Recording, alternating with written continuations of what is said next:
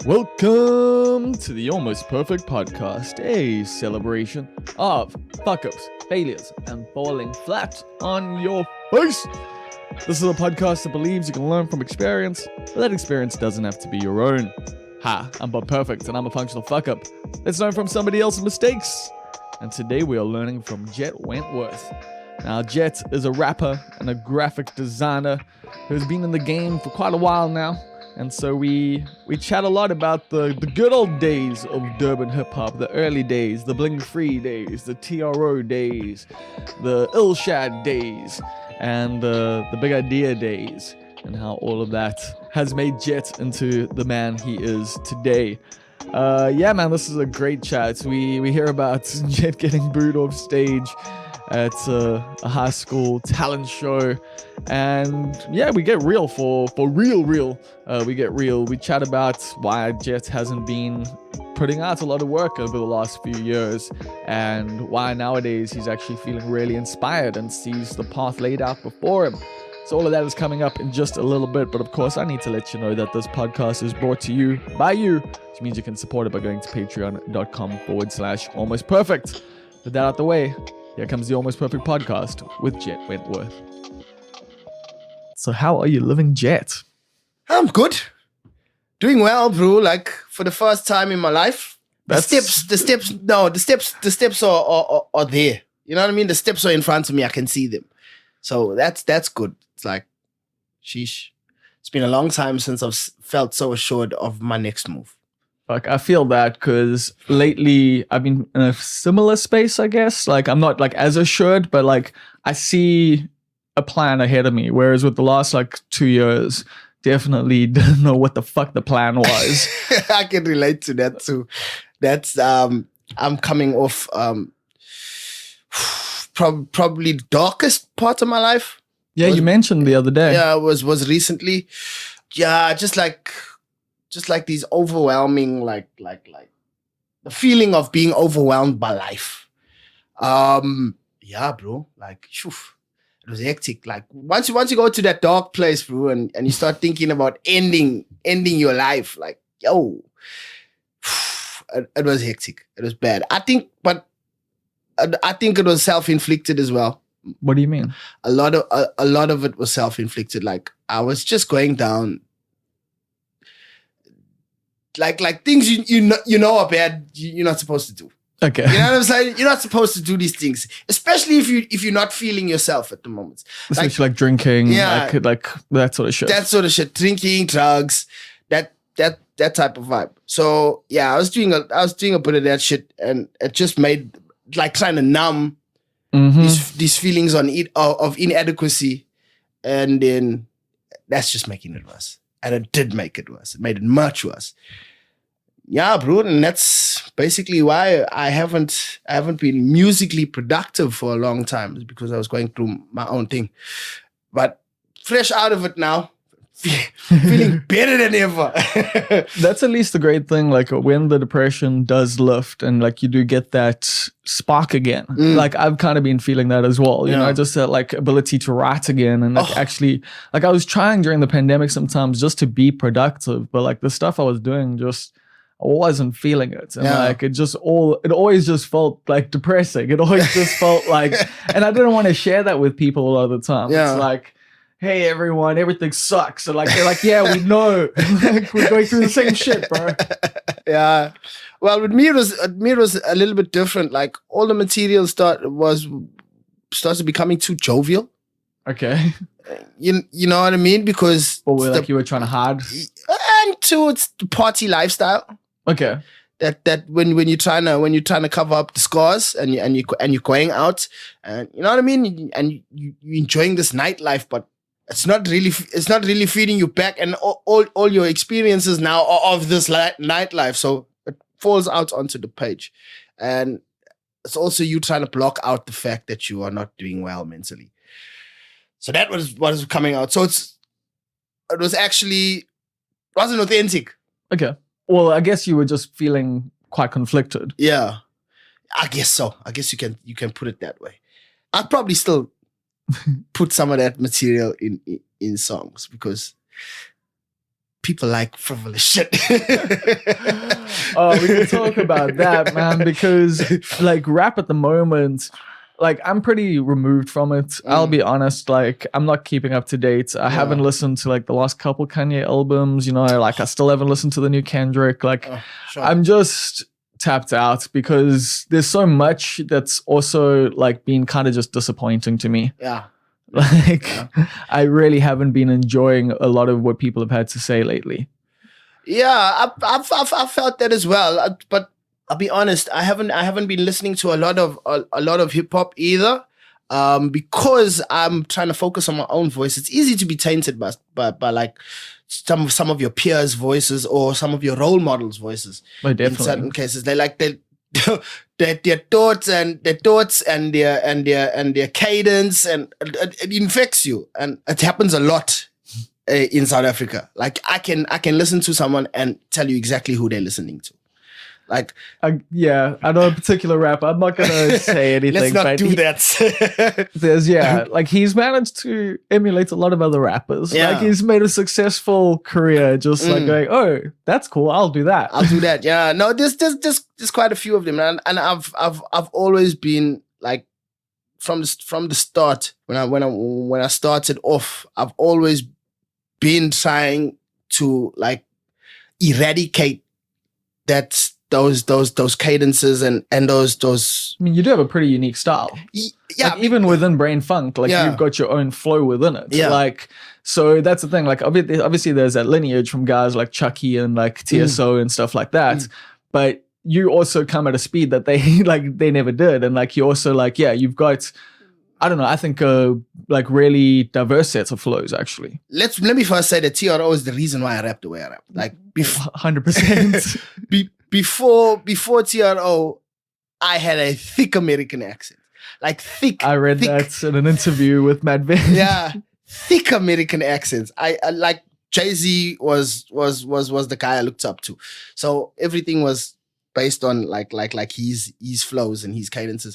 And then I heard T.R.O and I was like, wow, you know, we can actually sound dope in our own accent. So that's when the journey started of like trying to eradicate the influences like in terms of the accent, because you'll be surprised at how hard it is to say dance and not dance when you're rapping. No. It's difficult in the beginning. You catch yourself doing it. And I was just having a discussion with one of my friends, Dale, calls himself Salino. Yeah, he's an artist. So I was having a conversation with him, and me and him go back and forth with this thing because he doesn't see nothing wrong with it. And listen, people know my stance. So I get into these arguments that aren't really arguments. I'm not telling anybody else how to do their thing. I'm just saying that if you ask me the question, I'm going to answer honestly. And when they ask me the question, why don't I rap in an American accent, and why don't I think it's cool to do so, I'm gonna tell you it's because it's fake, and people get triggered by that. People are offended by that, especially people that are doing it. But it's the truth. You are putting on an accent. Yeah, you're emulating something that is not you. So basically, you faking it. At the same time, though, a lot of us have grown up on like TV and American rap. Yes. I mean, even my voice isn't like 100% South African. Like I've got like a generally international fucking like accent because of growing up on TV, like watching TV. That's how I learned. Absolutely. I totally get that. And I'm not saying it's wrong to do. I'm not saying that. All I'm saying is, for you, it sounds fake. All I'm saying is, it's not authentic to you. You've learned it from somewhere. You know what I'm saying? Like, but in saying that as well, we all learn our accents. Everybody learns their accent. Like, it depends on where you're from. You know what I mean? Oh, of course. Yeah, it depends on where you're from. You learn your accent from the people around you. So the way they say words will be the way you say words if you developing your speech around them. But now for me, the thing I can't come to terms with is changing that just so I can sound nice. But it's also, the thing is, you're also losing something in doing that. Yeah. Because what made hip hop, from the Bronx and stuff like so cool when it started was all the unique lingo, all the unique slang. And what I love about like the difference between like Cape Town hip hop, like, well, especially Braino hip hop from Cape Town and Durban, is how different the language is. Yeah.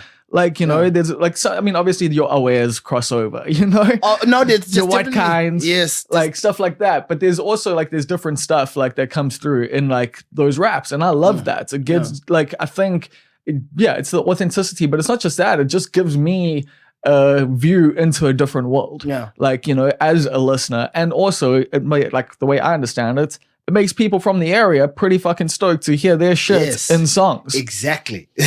That's the thing I lean on the most is that, like, listen, as colored people in this country, and this is going to get hella political for brief moments, but like for colored people in this country, we don't own shit. You know what I mean? We are the smallest population of people here in the first place.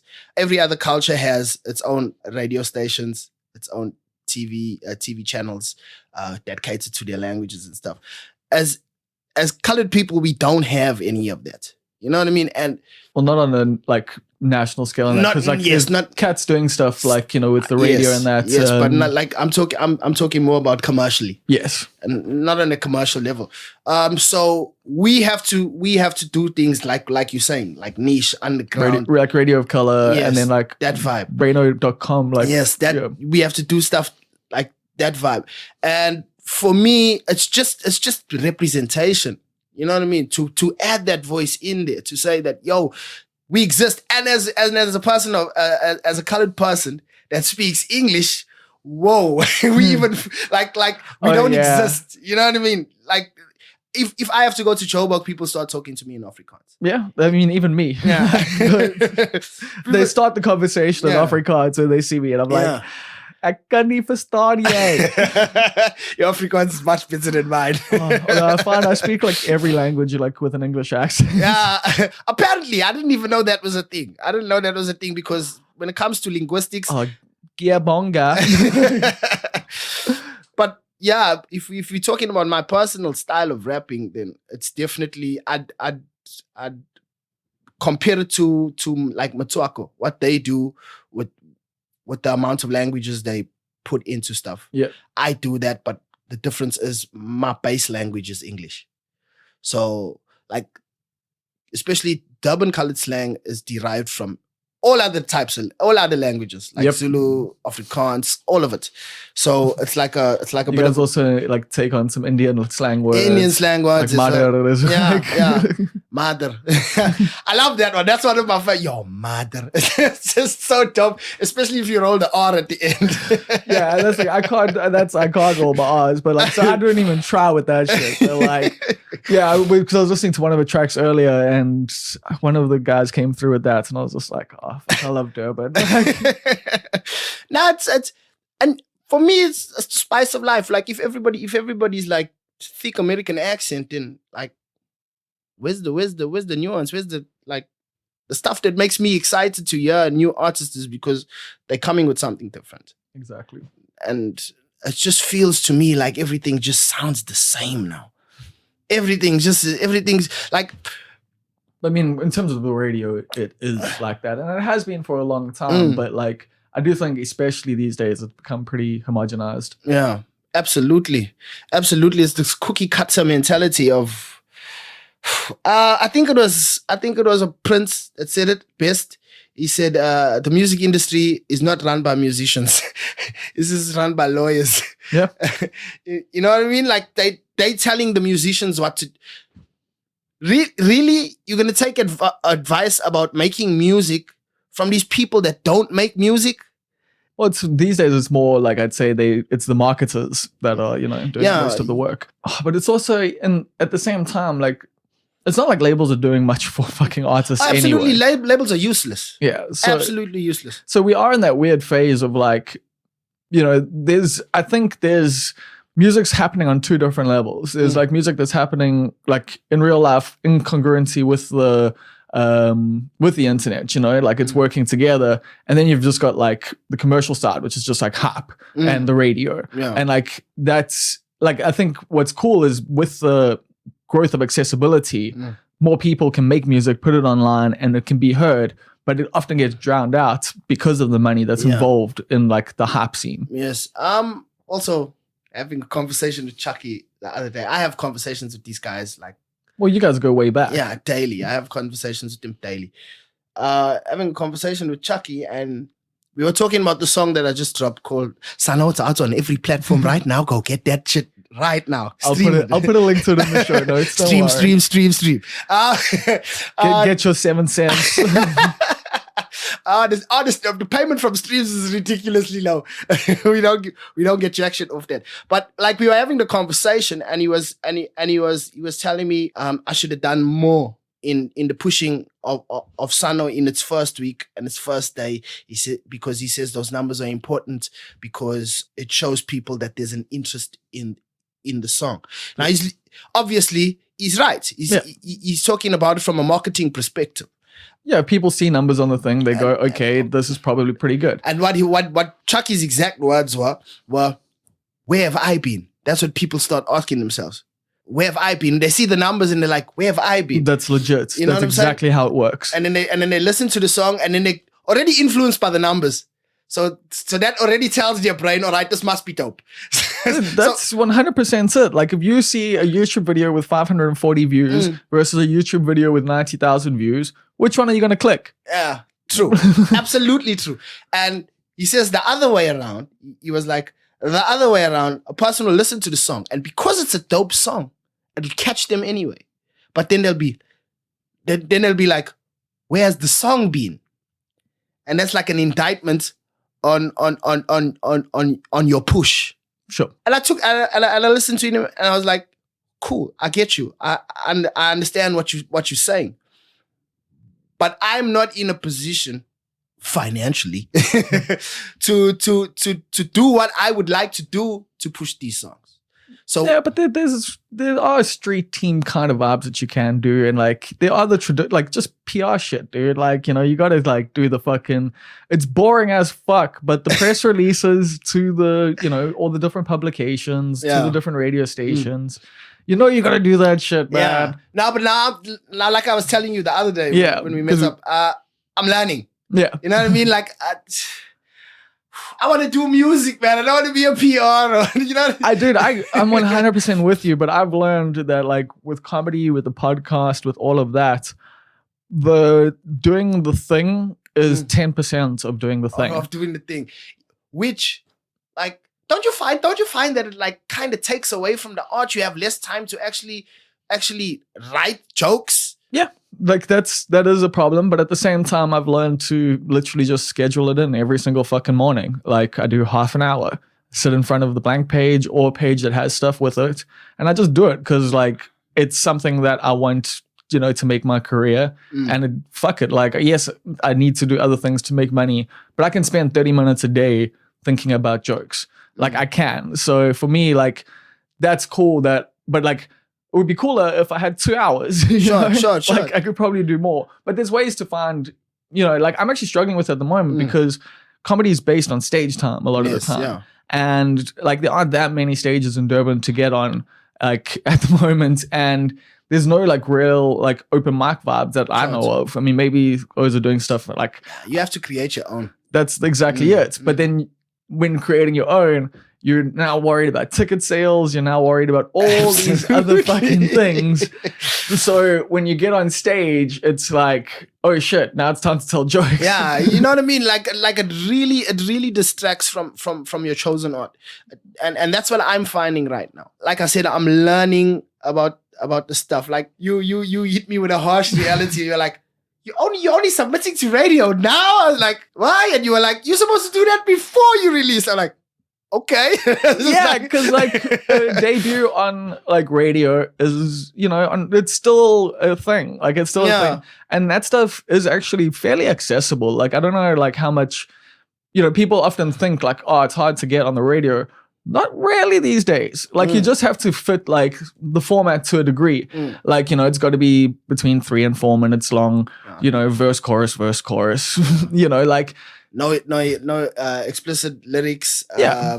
But even The then, file size has to be a certain like size. WAP was on the fucking radio. Dude. Yeah, but they like bleeped out everything. Yeah, but that's how we had it with Eminem back in the fucking day, you know, So yeah, you have your radio edit that you send through, and people get to know the song, people get to know the name, and it's. Bro, you'd be surprised, bro. I'm learning so much with this release of Sano. I'm literally sitting in front of a laptop. And I'm Googling like South African radio stations. And then I'm going to each one and then finding out where do I submit my music to. And I'm sitting there, bleeding eyes while doing design work. And just, I've been doing that. I'm just constantly learning and I'm bummed about it because I like the song. I really like the song. Song. Yeah, I like the song. I really like it. But it's basically the sacrificial lamb. Basically, we're going to learn about the process on this one and the next one and the following one. And then you'll refine the process as time goes on. Continue to refine the process. What I've realized about myself, and this is a good thing and it's a bad thing, is that I'm a bit of a perfectionist. So nothing leaves the mothership unless I'm totally happy with it. And it's because of in the past I've listened to other people and things have left that I wasn't happy with sonically. And it just breaks my heart. It's like sending your kid to high school when he's 5. You know, he's still got a lot of growing up to do. You know what I'm saying? Before you send him, you send him to college. You're sending this kid off to college knowing full well he's not prepared for that. You know what I'm saying? So in that way, it's a good thing, but it's also a bad thing because sometimes you got to just finish the song. You know what I'm saying? Yeah. The song's got to be finished at a certain point. Well, that's like kind of the whole philosophy of this podcast and my thing in general is that perfect is the enemy of good enough. Yeah. Like when you try to get something perfect, you can waste time on it. You can like... Oh, absolutely. Yeah. You just like, by striving for perfection, you could do so like more songs. You could like, that people dig. But instead you're like... fucking like just wondering over those hi-hats, you know, for 3 weeks. Sure. When people could be listening to the song right fucking now. The hi-hat's good enough. Sure. Is it the greatest? No, but it's pretty damn fucking good. And the rest of the song bangs. Sure. So like, I'm not talking, about, sorry, I'm just like in general, like if that had to happen. But yeah, like you gotta, that's something you've got to learn. But it's also, for me, the thing that like I want to get across to you and you know is that like you got to promote this shit, dude, because it's like why spend all this time perfecting the thing and then no one knows about it. Well, I'll tell you this. Word of mouth doesn't exist anymore. I know what you're saying, and I've realized this. That if nobody knows it exists, it doesn't matter if it's the dopest thing on the face of the planet. Exactly. If nobody knows the product exists, it's not going to be purchased, and nobody's going to know how awesome it is. So I understand that the reason behind like promoting the shit out of things, like pushing and pushing and pushing. But I also understand that consistency is better. I agree with you 100%. And that's what I have not been, is consistent. I've like literally... I'm glad you admit that. You've been a bit sporadic. Yeah, no. And literally in the last 8 years, I think this is the second song I've released. Yeah. You know what I mean? So, and the last one was the freestyle, right? Yeah.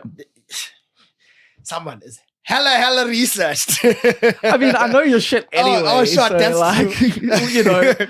That's true. I haven't been, but like I said earlier, it's because I was not happy with the stuff sonically, and now that I'm working with a Wiz, where's my meds? Oh my gosh! Oh, like. You see, I tell you right now, I've worked with many producers in Durban, a lot of them, and to varying degrees of success. And that's, but you can tell by my lack of releases that I was never happy. You know what I mean? With Wiz, Wiz is so good at what he does, and he doesn't know.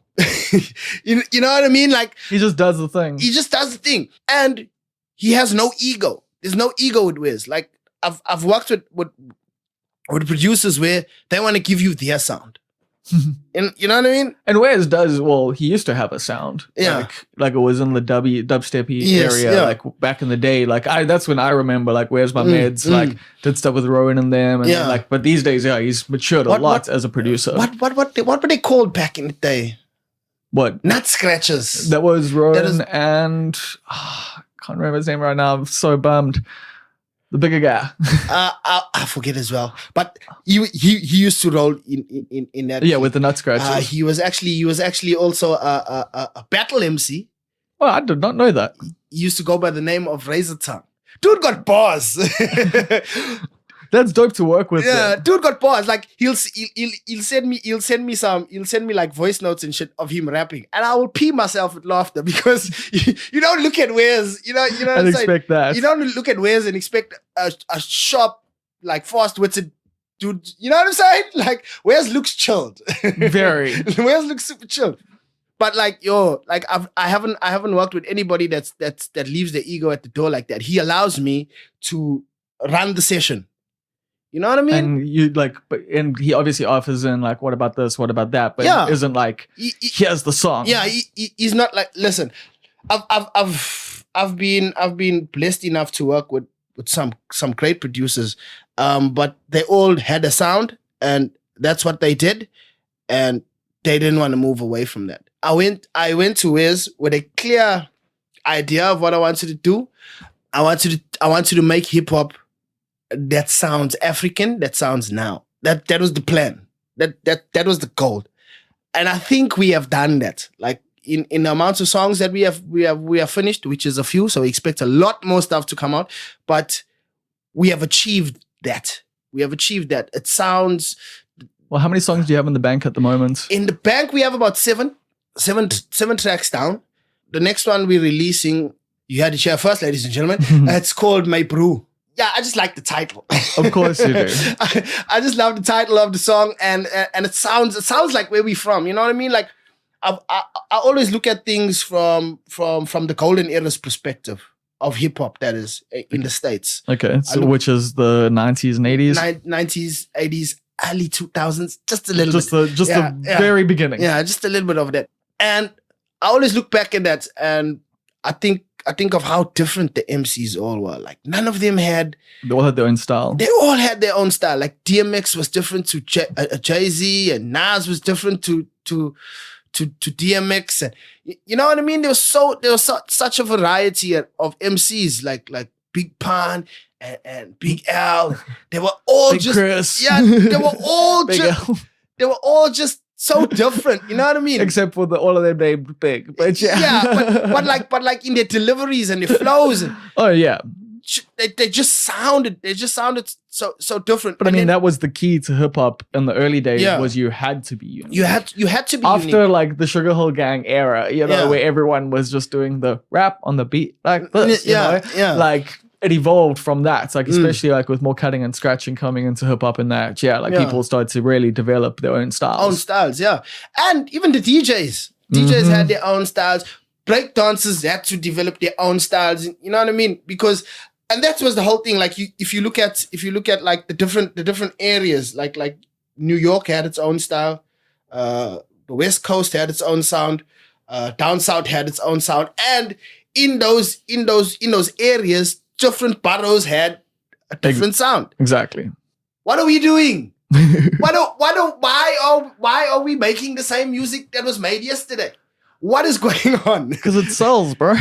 No, it doesn't. It doesn't but sell. But it also doesn't sell. It doesn't sell. That's the lie. Everyone's still doing that for 1,000 YouTube views. So why not just make it original? Yeah, just do you. Like, please, God, Lord, if anybody's listening to me out there, do you. I want to know what you sound like. I don't want to know what your favorite rapper sounds like. It annoys me to my core when also it takes time to develop that. I know that as a comedian, like, you know, like my early days, like, was heavily influenced by Daniel Tosh, you know, like the way I delivered, the kind of jokes I did, like, like Daniel Tosh, Anthony Jeselnik, you know, those kind of guys, Bill Hicks as well. But like, you know, and these days I've still got my influences, but like, it's less in the way I deliver stuff, and it's more just in the way I approach things, I guess. Yeah. And like, but that took time, and it's still taking time. Like, I still feel like, you know, like sometimes I'll be doing a bit and I'll be like, shout out to Bo Burnham. Or shout out to Mitch Hedberg. That's actually one, and that's why I actually feel pretty good about myself. Where I'm like, yeah, that feels like a Mitch Hedberg joke. I'm actually like, Good. Now me, I'm totally different. I'm the opposite now. When I can just hear me, that's when I get the most excited. I'm like, cool. I'm getting rid of these dudes. Like they're going further back into my references. They're going further back, so I'm referencing myself a lot more, which is dope. And it only happens when you stop listening to so much. And that's the thing. I love listening to hip hop. It's like I love it, but I have to stop. I have to pull myself away from it because it leaches into you. And it literally leaches into you. Like I've listened to the new Kendrick like twice, 3 times max. Haven't listened to the new Drake at all. Oh yeah, that happened. I haven't either. At all. I was like 6 songs deep. I was like, off. I can't deal with that. But yeah, I guess I got into this thing to show. Let's actually talk a bit about that, like, because we've been talking a lot about current stuff, but like, let's talk about the early days, because you've been around since the 90s. Like, you've been doing, as far as I know, like, you did hip hop, like, you did rap shows as part of Talents Vibes, and like, so yeah, tell me through that, because I know, like, when I hear stories from Neil and you and stuff about the talent show days, I know Neil was a dancer, and like you know, a lot of cats have this history of like these high school talent shows leading to careers. Oh my gosh. Okay, you want to hear my one? Oh Lord. Please. So, like I said, T.R.O got me into like rapping in my own accents. I thought they executed it really well, but they weren't my favorites. A group called SSL from my neighborhood. Sounds so lucky. Yeah. They were actually my favorites because T.R.O were the people that broke the door in, and then SSL for me, even though they never reached nowhere near the heights of T.R.O, the skill set was a little bit more familiar to me because I was a hip hop head. Okay. So the skill set. Well, because that's the thing. Like, T.R.O is like also influenced by Kwaito quite a bit. Yes, yeah. So like it's got that bounce to it. Yes, it's like that's quite a bit different. But that's also what made T.R.O work for such a wider audience. Yeah, like exactly. Everyone in Durban, like when I was a Lighty, knew T.R.O. Yeah. Like it went far beyond. Like absolutely, they're legends. Dudes are living legends. You know what I mean? Like. Honestly, they are. They you chat to them every day, so yeah. They done on my jam, that festival thingy that they had 2 weeks ago. I think it was 2 weeks ago outside of the stadium. Okay. They done on my jam. On my jam was the crowd was very, very young. And they knew it all, no? Every single bloody word. Every single word they knew. That's legendary. That's legendary stuff. You've done something so long ago. And you come and perform today. And the kids know your stuff. And it bangs. Like the kids go crazy. It's sure. I wasn't able to make it to the show. I was supposed to go and support the guys. They had tickets for me and everything. But my brother and his staff broke down. So I had to go. Picked him up. That took like 3 to 4 hours, bro. I was pissed off.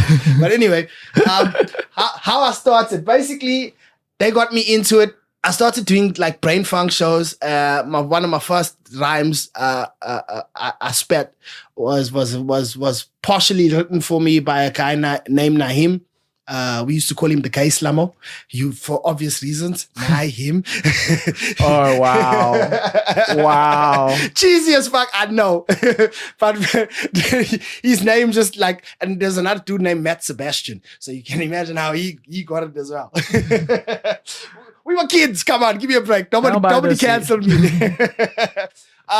So he partially wrote and it went like something like, I've had 2 clubs, women on the stickies were hot, so I've had to the bar to hit a plug shot. Sips on some malt and a bottle of wine as I chilled at the bar as the time rolled by. In a couple of minutes, my pockets were dry and the DJ played my number, so I had to swipe. So that type of a vibe. Yeah. And I got into groups and stuff. And I think it was my, like, I think it was 1999. I got on stage for the first time. Okay. Before that was just like ciphers and stuff? Just introvert. Up till today, like I'm learning myself all over again because now I'm no more. I don't drink anymore. So that's that comments of the alcohol is no longer there. So I have social I have social anxiety. But I jumped on stage in about 1999. Got booed off that motherfucker. Booed off, like totally booed off. And that's also the thing, like color TV shows, like from what I understand, were brutal. Like I've heard stories. That's what I'm saying. Like fucking after comedy, like on Wednesday nights, it would I would hear so many stories from just like fucking Neil and Carbs and whatever like you cats would bring along. It was brutal as being kind. And like you would be 4 bars into a verse, the beginning of the song, and you would get it immediately. I mean, it teaches you to get good quick. Yeah, you gotta get good quick. Like for me, and I knew it was gonna go poorly because I was in a group with Naheem, and a guy named Keto. Okay. I'm still very good friends with Keto Black. No, his surname's Dupree. Oh. I'm still very good friends with Keto. He's a martial arts teacher now. I don't know how many dans he has, but but he used to rap. Now the thing about Keto that was amazing was Keto used to have the worst stutter of us all. I have one and a lisp as well, but his was putrid. Like he would like get stuck like let's. Yeah. But when he was on stage, it just flowed. It just flowed. Like I guess it's because he wasn't thinking about it, and it just flowed. But I told him that day, the song that I wrote, so it was the first song that I wrote. And I was like, it's not ready. It's not ready. I'm still working out the kinks. But they loved it. They were like, yo, we got to perform this shit. I like, I don't know. And we ended up doing it and it fell flat on our faces, got booed off stage. How do you feel then? Like, were you embarrassed or? Absolutely, bro. You must understand. I became the head boy of that school. Yeah, I was gonna say because you were a prefect and then you became the head boy. I was a prefect from what's it, grade 9? Wow. Okay. Yeah, I was a prefect from grade 9, bro. The only one in the school. So you were a little goody two shoes? No, absolutely not. I got asked not to return to was it Grosvenor Boys? I can't remember. But like I was a little piece of shit. Like in school, but also in primary school, but like also in that time it was 1994, and I moved to a previously Model C school, so I used to get in a lot of trouble just for standing up for myself. Fair enough. Yeah. Where was I now? What was I talking? Well, we were talking about you being a prefect, and then yes. So I got to the school. And fuck, that's even worse because like you lose all authority, like by people booing you, like in real life as well. I was a prefect. That's what I'm saying. Time, and I was the shoe-in for becoming the head prefect, which I did eventually become. Was the head prefect. I got booed off stage, bro. I got booed off stage, and like I'm not trying to blow my own horn, but I was pretty damn popular in school. You know what I mean? I was good at sport. So you must have been really bad. No, it was putrid. I knew that the song was not ready. I knew the song wasn't ready. These guys just did not listen to me because they loved it so much. Sometimes when you're creating art, you loving it is not the be all and end all. Oh, trust me, I know. Like there are many jokes that I have that I'm just like, I can only do one of these tonight because I know only 3 people are gonna laugh. But I can't have the whole set of those jokes. Yeah, absolutely. Now that song was one of those. So you can't open with that at a talent show. Like, absolutely not. You're not gonna finish your set. You're absolutely not gonna finish your set. So after school now, it was time to decide what to do with your life. And I already knew. There's always gonna be music. Always. So I approached my parents and I said, listen, I want to do sound engineering. Obviously, I can't play an instrument, so I wanted to do sound engineering because I knew it would help me. That's a reasonable thing to suggest. Shut down. No ways, we're not paying for that. Go do IT or something. I mean, that's also a reasonable thing to suggest, but sound engineering is IT for fucking sound. Yeah, exactly. But like I understand, you gotta understand the time and where my parents come from. Yeah, so they wanted you to make money. They wanted me to be able to make money. So I understand that. But as an artist now, you also got to understand that I had an obstacle before I even started. I had to prove to these people, number one, that I could do it, and number one, that I was good at it. Already from the jump, there was an obstacle. Just so happened that I was lucky enough to link up with some like-minded people. The guy that really like opened me up, because before this guy came back from the States, I was in my room writing songs constantly, going to college, coming home, even started a little group in college as well. Coming home, writing rhymes, failing miserably at this IT bullshit that I had absolutely no aptitude for. Coming home, writing rhymes and shit. And then Quincy Finn. Oh yeah. Comes back. From Big Idea. Yeah, from Big Idea. He comes back from the States with these long dreadlocks, looking cool as fuck to a young, impressionable, like, teenager. And he visits my brother. He's my older brother's age, more or less. So he comes and he visits them. He's visiting them. And I can hear him kicking some rhymes. Like, so I'm like, yo, standing by the window, I'm like peering through. I don't know what made me build up the courage to actually vibe outside and like actually, because I knew him, we spoke, but like nobody knew that I was like. And she had raps. Because it's like, yeah. Oh, because I guess, yeah, you'd like, with the talent show stuff, did you not do it again? No, you fall flat on your face like that, you can get out there and do it again. Wow, so you were just like cool, like keeping it like to yourself. I left the group. I left that group immediately. I was like, nah, YOLOs don't listen. You know, not listening to me. I'm leaving. So I left the group, and I just wrote stuff. So you're just doing stuff like on your own. Yeah. Well, you said you had like a little group. Was it like Black Mass or no? No, that wasn't Black Mass. That was a little crew in school. It was basically us just getting around the table, banging doof doof ka, and kicking some rhymes. Dude, that's how many fucking things start. Like, you know, or like how a lot of people start practicing and getting into the groove of things. It's great. That's basically what we done at college. We rapped and we played Tani. That sounds like the Durban college experience. Like, exactly. Especially at that time. I don't know if Tani's still like as big as it was, but you used to jam so much. I mean, I wasn't at college. Well, I'd go visit people. But anyway. So Quincy comes back and I eventually kick a couple of rhymes for him. He's like, yo, you dope. I'm like, thank you. You're not too bad yourself. He's like, maybe we should do something. And that led to me, like, because his parents lived like down the street from us. And they had this like double garage set up, and below the double garage was like a granny flat type vibe. But it wasn't a granny flat at the time. So I used to go down there. We used to like trade verses, see what we're working on. He used to get beats. He had this amazing hip hop collection of CDs. So we just used to get beats and we just used to rap up on those things. We ended up forming a group calling ourselves the Nomads. He actually introduced me. What did Nomad stand for again? No other MCs above D's. D's with a D and a Z. Hence the Nomads. Yeah. So he was the guy that introduced me to the broader Durban hip hop scene. Yeah. The first time I met Ewok and King B.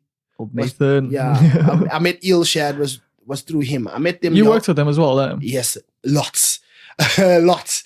I met them. I was holding a camera at the time, so I was basically documenting them. I was doing it. I can't remember what I was doing it for, but I was documenting Ilshad and I was interviewing them. And I can remember. I always remember Ewok getting pissed off with me. This is the first time I met them, getting pissed off with me because I asked a question. Because Ewok at that time was larger than life. He was the battle king of Durban. Like, yeah. Can't go up against Ewok. Ewok will slaughter you. I've witnessed it happen on a few occasions. So he was larger than life, dude. So as a young guy, I want to be liked by these people. Obviously. You know what I'm saying? I want to be liked by these people. I'm trying to get into the scene. And I asked this question. I was like, so a lot of people, and it's a valid question when I think about it now. It's like, so a lot of people are saying due to the fact that you have more access to underground material, you have an advantage against people of color. And I think he was tired of that question. I think he was asked it a couple of times. I think he was stuck on the question, and he just blew up. And he blew up. I told you, Nathan. He's talking to keep me. I told you they're gonna ask this shit. I mean, it is funny, like Ian, like, you know, and Nathan. Like, you know. But yeah, they made dope shit though. But like, I can imagine, and I'll eventually have them on and we'll chat about it, because I can imagine they must have got quite a bit of shit for being, you know, the white guys in the scene. Yeah, and probably one of the biggest groups in Durban at the time. Like, who else was there? There was like Black Fist of Garvey, maybe that could like draw a crowd. But yeah, bro, like I owe so much to Ewok and B. I owe a lot to them, bro. Like I grew up under their wing. I really did. My first Bling Free was with them. And Blink Free was like, for people who don't know, like just the pinnacle of Durban hip hop. Oh, bro, it was amazing. It was absolutely amazing. I never went to one, but yeah. You never go to one? No, I went to one. You went to one? Oh, my man, it was so... Albert Park. Once I went to the first one, I was a regular. I was there every month. Every month. I loved it. I absolutely loved it. I got to meet like so many graph writers and before that, B-boys. Yeah, before that, it was just about the music. That's where my foundation in the culture actually started. Oh, sorry about that. That's when it started. That's when I actually became a hip hop head. Was at Bling Free, and then I started because that's where they actually incorporated the 5 disciplines instead of just being about rap. Just being about rap. It was about everything. It was about everything, and the knowledge of self, and that's what even made me stick to my guns even more when I started learning about like. You're supposed to project yourself into everything that you do as a hip hop head, whether it be your b-boying or your graph. You have to have a unique style that says you before you even open your mouth. That was the vibe, and I gravitated towards it so much. It just became something that was a part of me that I'd done. Then how did the Big Idea stuff come about? Because you're talking about Quincy just now. So the Big Idea stuff, like, I think what Quincy realized was that Nomads was going nowhere. Like, Nomads was meandering. But why? Because Nomads was dope. Like, it was a good crew. Yeah, it was a dope crew, but difference of opinions, not between me and Quincy, because me and Quincy at that time were. Yeah, we saw eye to eye musically. We knew what we wanted. We knew what we wanted to do. Big Idea was always the end goal for us to have a band. Basically, yeah, was always the end goal for us. Because that's what made Big Idea so rad, was having the whole band. Yeah, like it's So and I think it was around about. Hey, I can't remember the exact dates, but I remember Nomads was 2002. So. The band must have been just after that at about 2004. I think so. Yeah. Round about there. That kicked off. Well, we knew Dwayne Nichols. Dwayne Nichols was the bassist. He was a friend of ours growing up. So he's from the area. Bassist, jazz trained. So very dope. And obviously he was a shoe-in for that position when they started making a band. I wasn't a part of the band originally because Quincy went on his own. I was probably busy with some flippant whack college stuff that I didn't want to do. So he went on his own and he started forming this band. And from what I gather, Gareth Gale comes in, the drummer. Okay. Yeah, I know Gareth, yeah. Gareth Gale comes in, the drummer, and he's like, yo, this is what we're gonna do. And Gareth comes with reference CDs and shit. So he's coming with like the Roots, and he's coming with like jazz stuff, and he's putting it all together, and he's saying we are going to amalgamate and put together all this, and we're gonna and this is what the band's gonna do. So he came, like, he was the heart and soul of the band. Oh, really? Absolutely. Once like, okay, I'm jumping ahead, but like the band starts with Garrett, Dwayne Nichols, Quincy Finn. that was the three founding members, and then a guy named, I forget his real name, and this is so bad of me. like I know his name, it's there, it's in the mental Rolodex, but I forget it right now. We used to call him Smithers. He was on the keys. Dude was on the keys. Dude was nice. Also, it was nice, but you called him Smithers. Smithers, come on, that is the man's nickname. I can imagine he was the guy who got quite a bit of shit in the band. He was the most quiet of the lot. So he was up till today. I still think he was the best pianist we had, and that's big praise because we had Bert and Naidu. Yeah, but I remember the gig with Bert and Naidu. Yeah, come in afterwards. But I love Button, or as we used to call him, Buttons. Of course. Buttons are insanely talented keyboardist. One of our best we've ever produced. But for hip hop, he had too many frills. Like for hip hop, you just want to ding ding ding ding ding ding ding ding ding ding. That's all we want. But the thing is, with the Big Idea, like it did have quite a cool jazz influence. Absolutely. It was definitely not straight hip hop. That's what I liked about it. It did have flourishes. Like everyone in that band, like brought something to it. Yeah, absolutely. But like where you go off on your tangent, you have a space for that. Yes, it can't be in the middle of a verse. Don't be doing that over my verse because I'm doing like some technical shit here, and you're mudding the waters. You know what I mean? Like everything has its space. Now, Button had a tendency to overplay because he's a genius. Yeah, because he can. You know what I mean? He's an absolute genius. But Smithers just used to hold the groove down. Yeah, you just put him in the pocket. He just used to stick there. So, yeah, that was basically the core of the band. I came in a bit later.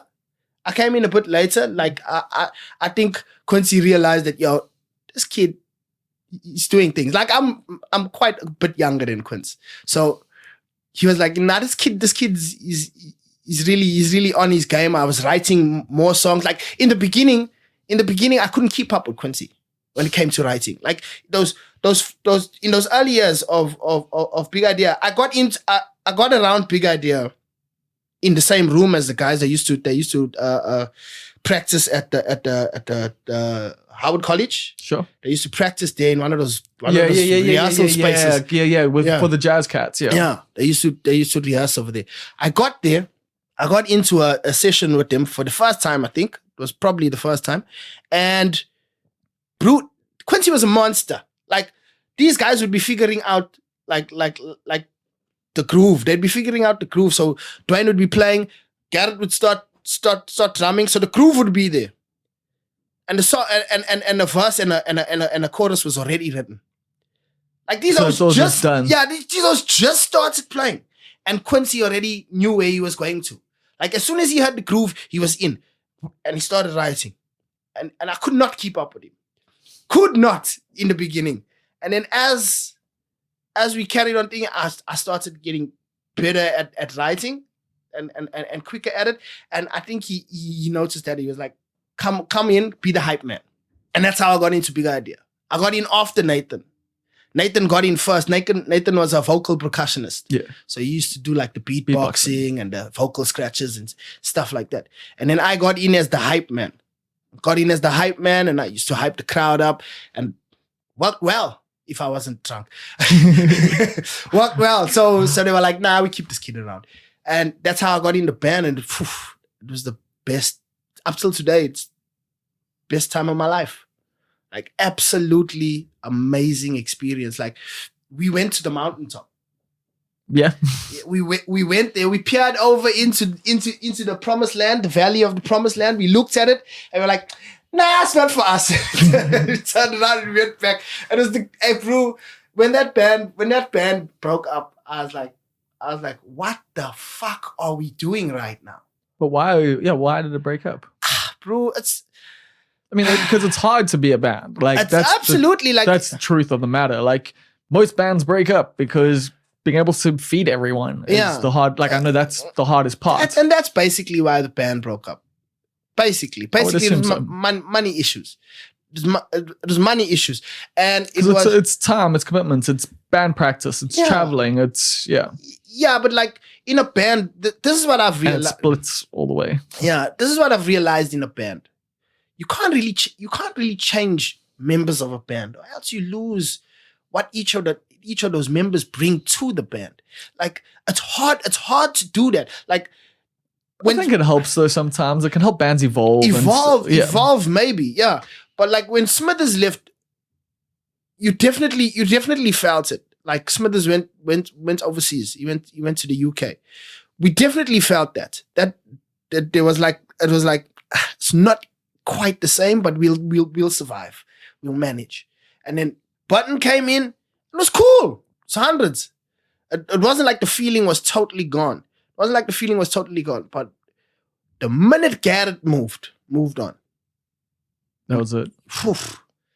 The minute Garrett moved on, it's like the soul was removed. But that can happen. It's like the soul was removed from it.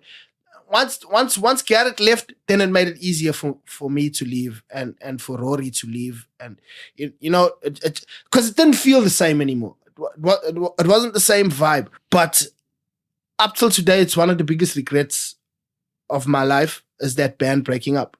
Like, and in hindsight, we can see I can see all the mistakes that we made. And my biggest mistake was not speaking up.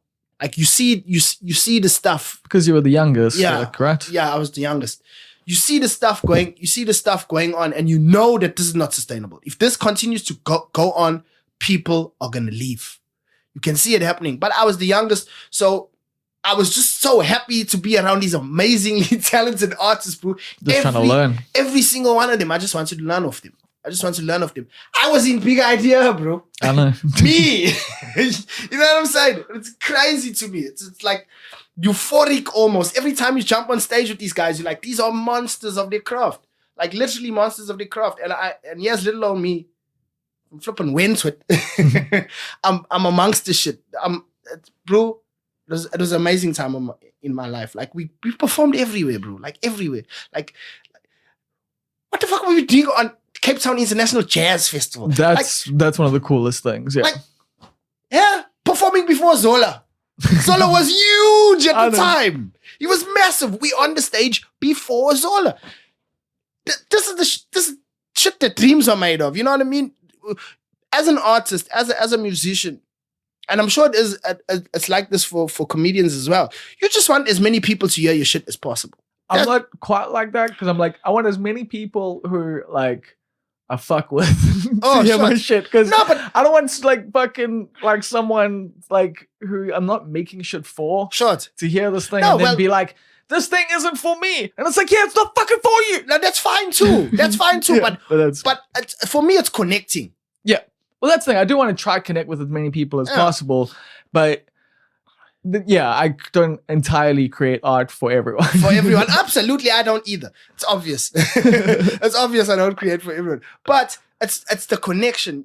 You want to reach as many people as possible. And Big Idea reached a lot of people. A lot of people, bro. A lot of people. There's people up till now still asking me for the music. And I'm like, I can't really give you the music. It's like, I don't own it. It's not all mine. You know what I mean? It says there on the thing, produced, I forget the exact wording, by Big Idea. Now, there's no one person that can, obviously it's probably Quincy, but there's no one person that wrote that music completely, and there's no one person that can just give you the music. You know what I'm saying? I feel like I don't have the right to do that until I speak to my brothers, because they'll always be my brothers. Like, even though my exit was rather harsh, fuck, I'm a battle rapper. You know what I'm saying? It's also when you're young, like I know, like I removed myself from certain things that I was a part of, that I started, or like that, like, would team up with people. And yeah, like I blew up like with some people, like hard, like, and like didn't talk to people for like years. And like if you want to know why Big Idea broke up and I left particularly, there's a song called New Beginnings on my first solo EP. Listen to that song, and it'll tell you everything you need to know about why I left the band, particularly. Cool. Yeah. I didn't realize it was like still such a emotional thing for you, but like I can imagine, man. Like, and I know chatting to some other people who have been a part of like successful projects, and then like you do miss the touring, the fucking just all the whole experience of it. Like, because you live in a really different world when you're doing that kind of stuff. But you also then after that did like you did catapult into quite a bit of success, like when you started straight after that with your solo stuff, right? Yeah, well, like you've got stuff online that's got like, you know, in the like fucking 5 digits and shit, like with listens and like. Yeah, definitely. But there's nothing to compare with Big Idea, bro. Like it just doesn't like for me numbers are important, but they're not everything. Like I'm just kind of comparing the like solo stuff to so like is it harder being a solo act? Absolutely not. Much easier. Okay. Absolutely not. So, it's much easier. It's much easier to be a solo artist because. But then what are you missing? Like just like camaraderie. I miss them. Yeah. Okay. I miss them. I miss Button. I miss Smithers. I miss Garrett Gale. I miss Quincy. I miss Leger or Lishay. I'm saying Lishay. I miss Lishay. I miss Rory. And you know, I miss my bros. You know what I'm saying? I miss them. Like making music with those guys was amazing. Touring with them was amazing. Like, of course, we had our differences and our fights and stuff. But when you are part of something like that, when you're part of something that was that great, like because shit, that Big Idea was awesome. It's hard to get over it. It's like a good relationship. You know what I mean? And when it goes south, it's hard to get over. Yeah, and it kind of scars you for the rest of your life. I have been trying to reach that place with Big Idea ever since, trying to recreate that energy and well, not trying to recreate it, just trying to get to a space that feels similar. Okay, and the stuff with Wes, are you getting there with him? Fuck, absolutely, it's starting to feel that way. Because judging by how you were talking earlier, it's like because that's the thing. I mean, you did release like Do It Yourself. You know, like I think it's probably your biggest track, right? Probably the biggest track I have. Yeah, I mean, obviously you featured on other tracks that have done well as well, and like, but yeah, man, like, but now actually here, like, you have developed more of like your own sound. Absolutely. With Wes, the nice thing about working with Wes is he's open to letting me take the reins and letting me drive the project. With the sound we've created now, it's been something I've been wanting to do for a long time. Just never got to work with someone that was willing to experiment with it. But definitely, in terms of making the music, I don't think I want to work with anyone else but Wes. Like, I honestly don't. Like we have such a good vibe. That's like I was talking about the Big Idea guys as my brothers. Wes is my bro too. You know what I mean? I feel like I'm at home when I'm around him.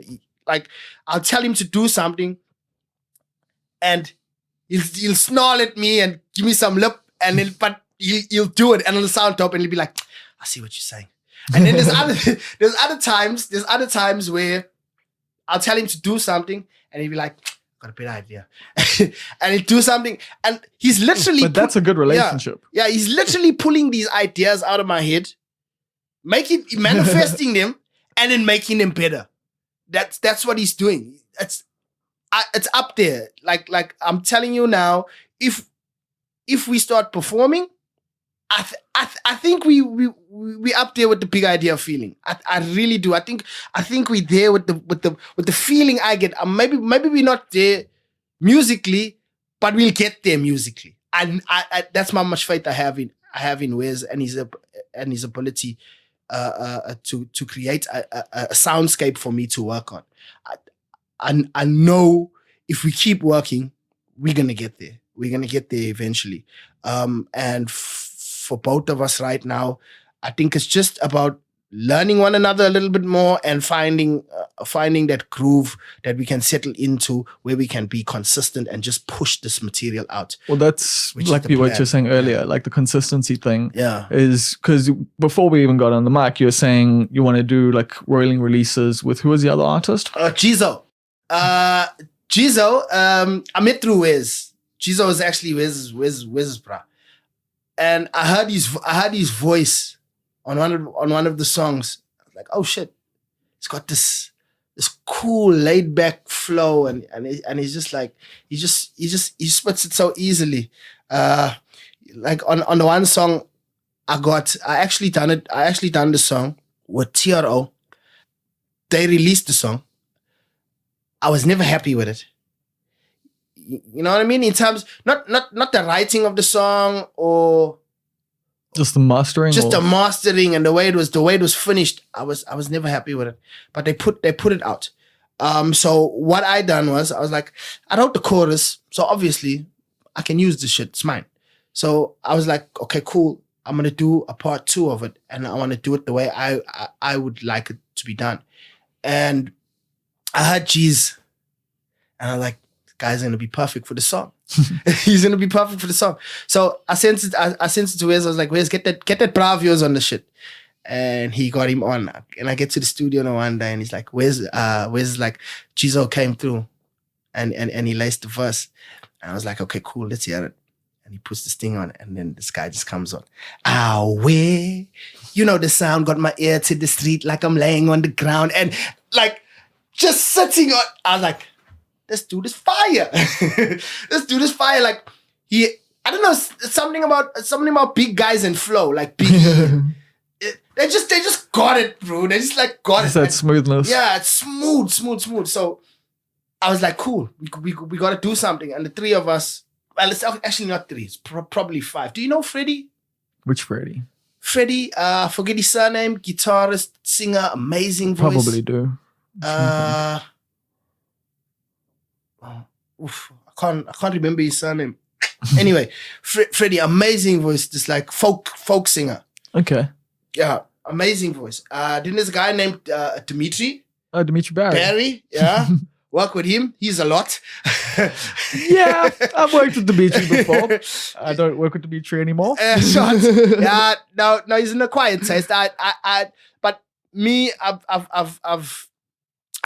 the type of person that, like, I'm honest.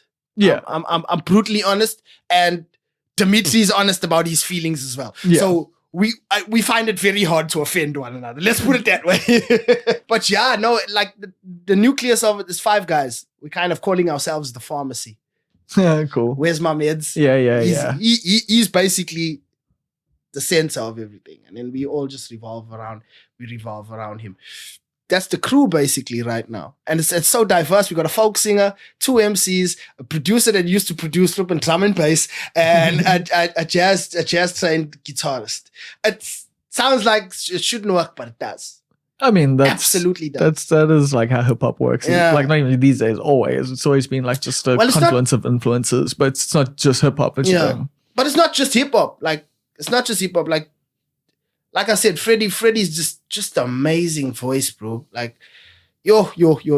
Like, I heard him sing, and I was sold immediately. Like, the first time I heard him, I was like, geez, this guy is so talented. And so now he's in studio sessions. Like, I was recording this heavily hip hop song, and I'm recording it, and he's like, I got the perfect vocals for this. And I'm like, you on this. Doesn't make sense. And then he goes in and he does it, and I'm like, God damn, that works. So you guys going to be releasing stuff as a crew going forward? Well, not really as a crew. We all solo artists. Sure. So we'll probably be releasing, like, right now it's just me and Jizo that are like ready to release stuff. Like, I've probably got the most songs in the bag, and then next to me would be Jizo. So what's happening is we're just gonna separate them. It's gonna be Jizo this month because I released last month, and then following that would be me, and so on and so forth. We just have turns like that, and then once Freddie's ready, he's gonna release, and Dimitri, he moves to the beat of his own drum. He's his own person, which is cool. I really like. Honestly, I'll be honest with you. I didn't think I would like him. But I do, like, I do, like, homie is honest. Homie will tell you exactly how he feels. And it rubs people up the wrong way. But That's his feeling, bro. What you gonna do? You tell him you can't feel like that, or just disagree with him and agree to disagree and move the fuck on? I'm a grown ass man. You know what I'm saying? I can not agree with you and still be friends with you. That's fine. Us Dale, Salino about that shit. We argue every day, but we cool. I mean, me and Neil argue about literally everything. Neil is flipping argumentative anyway. That's fucking true. I wanted to quickly just ask about design and then get into the closing parts. So you're a designer as well. You do graphic design. How did you get into that? Because like you're saying, you were doing IT and sucking at that and wanting to rap. Yeah. So how did you become a designer? Was it part of the graffiti side of hip hop that inspired partly, you? Yeah. Because your style does have a bit of that vibe to it. Definitely does. Partly, yeah, it was that I used to draw a lot growing up. Like I was either doodling or writing rhymes, one of the two. And what happened was I failed these 2 years of IT miserably. Failed the first year, went to my parents, said I don't want to do this thing. It just does not hold my attention. But like my father was like, yo, listen, just go back, get the credits and we'll move you on. I'm like, you're wasting your money. I'm like, I'm telling you right now, you're wasting your money. I was young, I was a kid, I wasn't strong enough to stand against my parents. I just wasn't. So fuck it, go do this thing. I failed again. And then they were like, no more. I was like, cool. So what happened was I ended up all the while now, after those 2 years, I am now in Big Idea. I'm in the band Big Idea. So I'm traveling everywhere with Big Idea. So I'm looking at it from the standpoint of what can I do to further benefit this band? And one of the things I thought about was video and graphic design. I got a bursary to study video technology, which was dope. I didn't realize that. Yeah. Because I know you do video stuff as well. Yeah. So I done that all the while being in Big Idea. And Big Idea got mad busy. So this video course started to suffer because I was all over the country performing with Big Idea. So that kind of fell through. I can still go back and finish it whenever I want to, but kind of fell through. But I never failed miserably. You know what I mean? I was actually You're just busy. Yeah, I was actually good at it. I was just busy. And then I got another bursary to study graphic design. So I was like, cool, okay, cool. Let me do that too. And I studied graphic design, and that's the one thing I finished. I finished that. What do you think being like head boy helped or head prefect and stuff helped? Helped nothing. No, it's with the applications and getting for the bursaries and stuff. Maybe for the applications and stuff. Like that's what I'm thinking for your bursaries, not for anything else. Yeah. But I'm just saying, like, yeah, for that stuff, definitely. But let's be honest, school didn't help fuck all. Yeah, like school is I the biggest waste of time. Didn't even pick up my matric certificate. Neither did I. Neither did I. School is useless. I mean, it's a good daycare center. That's it. It gives you a place to go for. Yeah, it's a good daycare center. But in the outside world, it is absolutely useless. There's nothing you learn in school that can't be taught from home. Absolutely nothing, except the interactions with other kids. Exactly, and that's also sometimes scars you for life. Yeah. So, but yeah, so you studied graphic design, and then I studied graphic design for I think it was 2 years, if I'm correct. 2 years. I passed that with flying colors, and I started freelancing from there. I started like doing posters for gigs and stuff, and yeah, it just developed from there. Got a job for Rory. Funny story. Which Rory? Jacobs. Oh, from the Niche Guys. Yeah, from Niche Guys. I was working at the Niche Guys. Yeah. Rory was in the band. Yeah. That's the Rory. So I was doing a bit of stuff for them. I think I worked for them for just under a year. He phoned me. I was in the Val at the time, doing what the other thing I do, which is quality control. I was busy. Welding, right? Yeah, I was busy that side. You very well researched. We've also had a lot of conversations. True, yeah. So I was busy with that side, and the contract was about to run out, and I get this phone call. Yo, okay. I'm like, Laka, who's this? He's like, it's Rory, man. I'm like, oh shit, okay. He's like, bro, I need your help. I'm like, what's happening? Oh, bro, we are so behind on these things for our clients, and I need a designer ASAP. I was like, you in luck, bro. I'm coming home. I'll be there Thursday. He's like, okay, cool. Came home straight into a job. Choof. What my brother, basically, like up to today, like those bonds you make when you're in a band, they don't leave. You might have fallouts and stuff, but like I still consider everybody in that band like to be my bro. So I worked there for a while, and then I just stopped working. So I moved on again. Okay. But you obviously picked up some skills there and then converted. Absolutely. Like Rory, we used to call Rory Jacob the genius. Fair. Like, because dude could teach himself anything. He put his mind to it. An autodidact. And he would do it. He's just an incredible human being like that. Like I've never seen or know of anybody till this date with that much drive within himself. Like he doesn't need it from outside. He's got internal validation. It's all in him. So he'll tell himself, I can do that. And you look at him like, no, you can't. And then a couple months later, yes, he can. Yeah, cheers. I've only met him once or twice, but interesting conversations with him and like interesting energy. I think I definitely need to get him on here sometime. Yeah, no, he's a really dope dude. Yeah, I look up to him a lot because of that. Because it's something that I lack. Like I can't. Like there's always questions with me. Like I question everything. And I'm at a point now where I'm like, if someone else can do it, I can do it. Like, unless it's like physical shit, like, or learning fucking like, genius level math. Like, I can probably do the fucking thing, you know? Yeah. Like, maybe I won't do it as well as other people, and I'll have to take time to get good at it. But like, I've been learning like basic coding and stuff for a while, and I'm doing it very slowly and just like, but I know other people know the shit. Like, and whereas before it was like, oh, this is so complex and it's so hard. It's like, bro, fucking idiots who do this shit. Yeah. Like, Like, no, well, you see, for me, I'm a firm believer in aptitude. Like there's certain things that you are just more naturally inclined to, of course. More naturally inclined to do. But doing things that you're not good at, it's also good for you. Absolutely, that makes you grow. That's how you grow. But like I tell you right now, fuck coding. I never want to see another fucking code in my life. Those 2 years at college scarred me. What were you doing, like Pascal back then, or no? I can't even tell you, bro. Like I was looking at the screen, like the Matrix. Yeah. I'm looking at the screen and like, what the fuck am I doing? Like I don't understand this shit. And I have this problem with reading as well. Okay. I think that's what audiobooks are for, bro. I have a touch of this of ADHD. I think. Okay.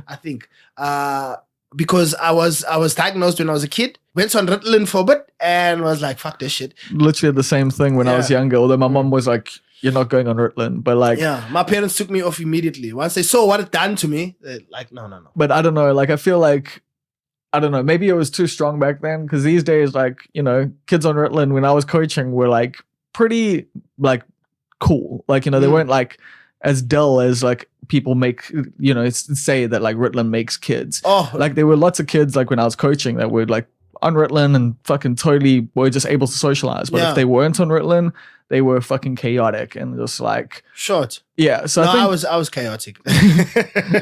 But yeah, maybe, I mean, I don't know the full history with that stuff anyway, but let's get into the closing segment, which is where I ask you, what is a big mistake that you have learned a lesson from? Big mistake. Oof. How much time do you have? Well, that's I often preface it by saying like you can either focus on the mistake or the lesson. Like it's up to you. It's like the takeaway for people, The takeaway. Okay. Everything you feel doesn't have to be said. That is a great fucking lesson. Yeah. How did you learn that? Well, I've repeatedly said things that got you in trouble. Yeah, like so many times. I got a big mouth, and I'm honest. As people would have gathered from this conversation. Yeah, I got a big mouth. I'm honest. Even to the point where it makes me look bad. I'll tell you the truth. You know what I mean? I'll tell you the truth about it. So sometimes the truth doesn't have to be brutal. And that's something that I've learned. I've learned that sometimes you're thinking something and it might be right, but it's the wrong situation to say it. Don't say it. Just let that feeling pass, and you can approach the subject later. Because if you let that come out in that emotional state, bridges will burn, and I've burned plenty of them. Yeah, I fucking have learned the same lesson. Like, just from, because for me it was like just a defense mechanism from school days. I was bullied a lot, so I learned how to destroy people with my words. Short, but then when you're good at destroying people with your words, it's not very easy to maintain relationships. Yes, if you're just constantly always going to go for the fucking jugular. So I think like with T.R.O, I done a little bit of that. Like, I'm a bit too honest, but they're cool dudes. So you know what I mean. They still talk to me. They're still my friends. No one took their ball home and said, "I'm not playing with you no more." You know what I mean? They're cool. They're still with me. I think with Big Idea, I done that. Like I said, New Beginnings is rather scathing, and it's emotionally charged. Like, I was pissed off at that situation. So that's how that song came about, and it really put a rift between myself and Quincy for many years. But we cool now, so it all works out in the end.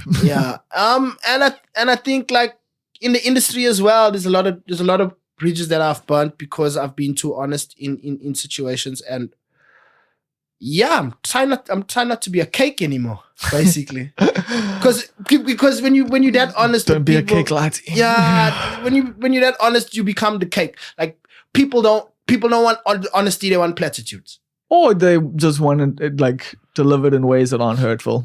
They're not hurtful. I get it, but like, for me, just punch me, bro. Like just punch me. I'll heal. I'll get stronger. We'll both get over it. You know what I'm saying? I'm not that guy that puts the bandage on and goes, I rip the shit off. I rip it off and then we'll deal with it. But the problem with people is they're too fragile. They're too fragile. Everything hurts them to their core, which I find annoying. But I understand this world is full of people that don't think like me. Yeah. So I have to accept that. And like, okay, your music's not that cock. It's just a little bit cock. You know what I mean? No, it's not for me. I can't say that. Okay, that became my classic, like, just response to shit I didn't like. It's not for me. Yeah, true. Oh, one thing I want to do, I wanted to say as well, about things I've learned. Shit, now I forgot. As I was saying that, I forgot. The problems of being a stoner, hey? Well, I haven't smoked today, so because I knew I was coming here, and like, I know you guys with yours shifty ways of asking one question, the same question 14 different ways and trying to yeah, that's my style. That's how the Almost Perfect podcast is known for. It's for trapping people. No, it's not. I'm joking.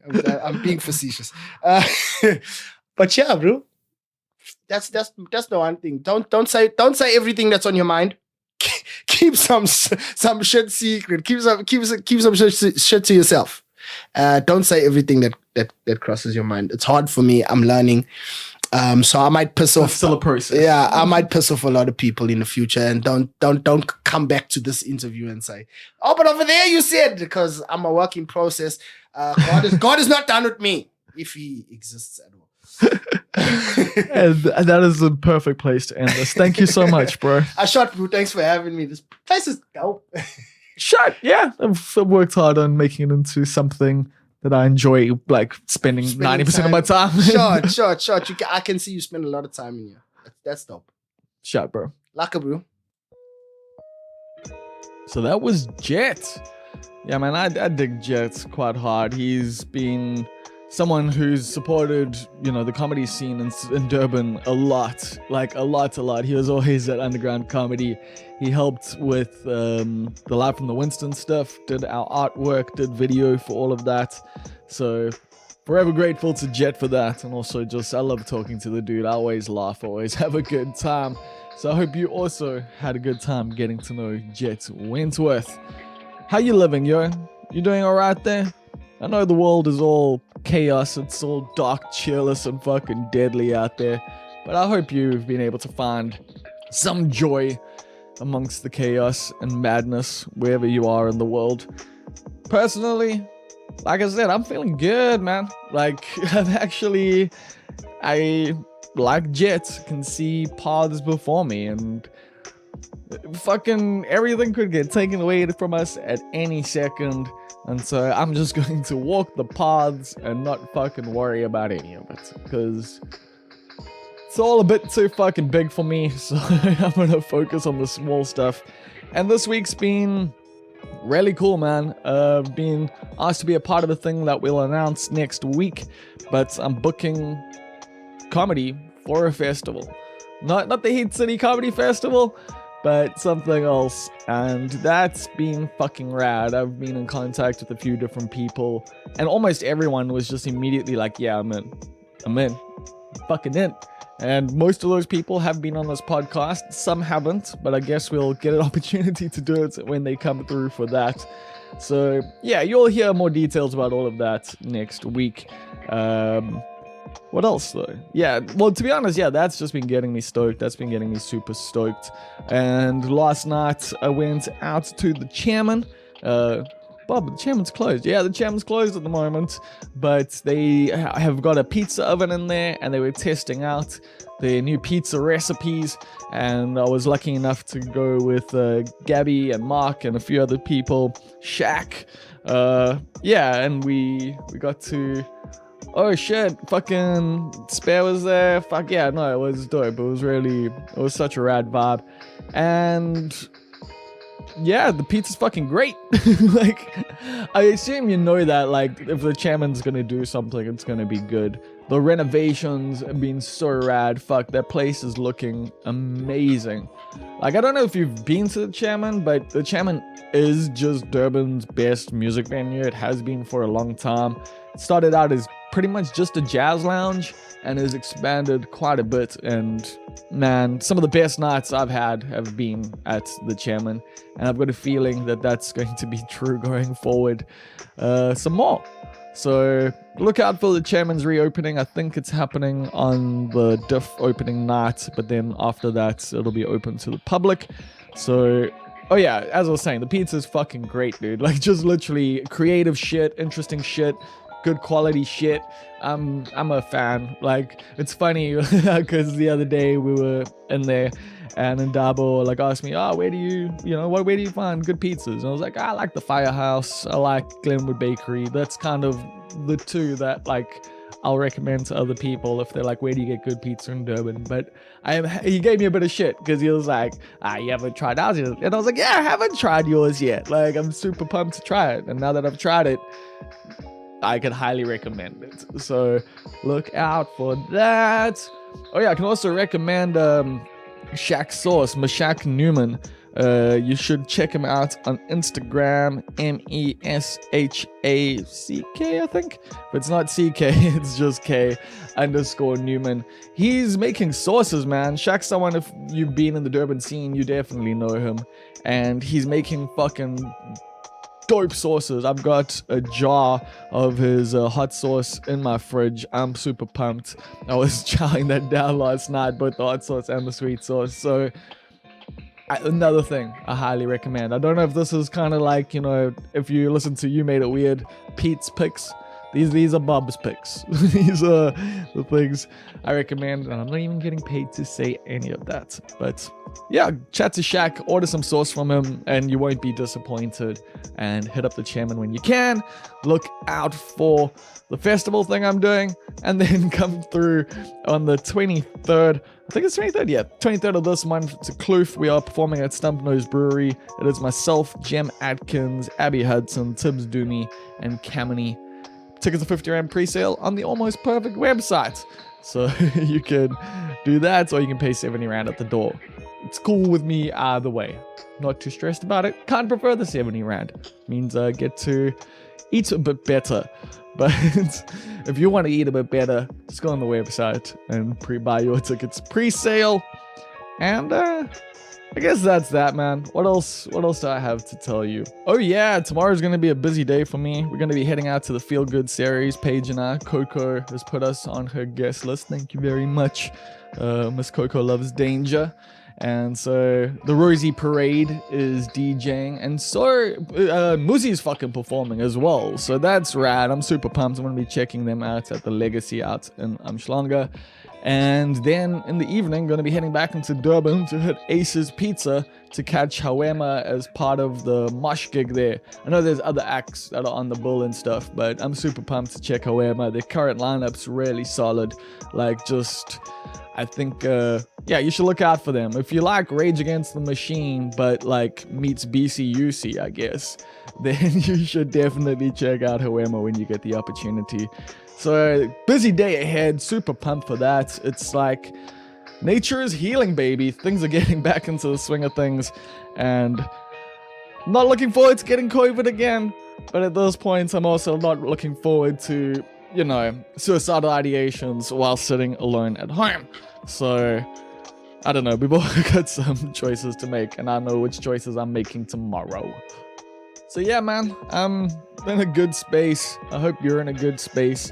And if you come to any of those gigs tomorrow, come say what up. And we'll be in good spaces together.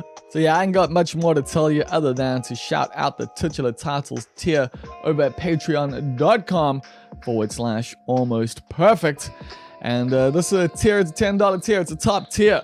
Over at patreon.com/almostperfect, and you get to pick your title on the podcast, and I shout you out at the end of every episode. So shout outs to Rousseau, the storage clerk of subtle heresies in the lesser Overberg region. Shout outs to Russell Grant, our Far East correspondent. Shout outs to Neil Green, the key grip. Shout outs to Karan Sleman, the almost perfect hedge fund manager. Shout outs to Vijendra Naidu, our spiritual advisor. Shout outs to Riz Ventura, director of purchasing. Shoutouts to King Julian. Shoutouts to Karan Chetty, the assistant to the regional manager. Shoutouts to Kath Jenkin, the inevitable ruler of the universe, and Queen Swifty. Shoutouts to our executive producer, Stephen Olivier. And shoutouts to our benefactor, who is anonymous. Lastly, shoutouts to you, and I will catch you on the flip side.